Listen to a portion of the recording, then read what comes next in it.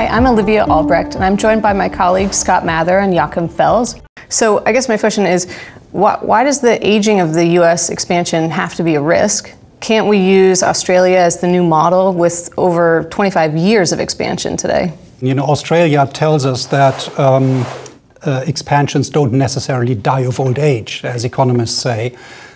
We know they don't die of old age per se, but they usually die because somebody comes around to murder them. And that could be the Fed, it could be an oil price shock, it could be a bursting asset bubble, but none of that seems to be anytime near. Now, talking about this expansion, which, as the chart shows, is already the third longest in post-war history, another few months, by next March, it'll be the second longest, and it's very likely to get there, and maybe even become the longest, which it would become in July of 2019.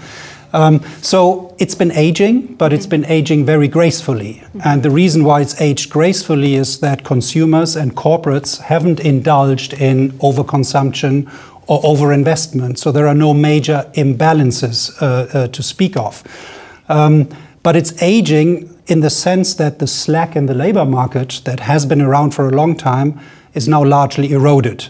So it's going to be tough to grow at the current pace because job growth will inevitably slow. That means output growth will slow as well. And it also means that next year we should see some cyclical upward pressure on inflation. And that's where the murder comes in, because rising inflation and a belief in the Phillips curve will probably induce the Fed to hike rates by more than the markets are pricing in right now. And so there's at least a risk that we will see some monetary overkill. Right. So Scott, just to tie that back into the Fed, it sounds like this is obviously a key piece of their calculus for thinking about the path of normalization. Do you have additional thoughts on how that might play out? Well, it certainly has to be causing some angst at the Fed because of this, the problems that Joachim mentioned, which is that one of two things, or maybe both, will happen. We'll get some inflation pressure and we'll get growth slowdown if we reach full employment. Now, nobody quite knows what that number is.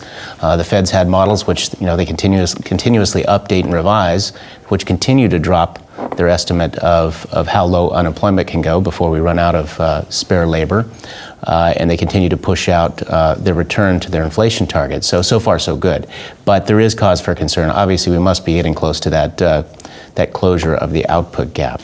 And the second thing that must concern them is when they look at that, they realize they're nowhere near neutral. Their own estimate of long-term neutral Fed funds rate keeps coming down. It's around 2.75% now.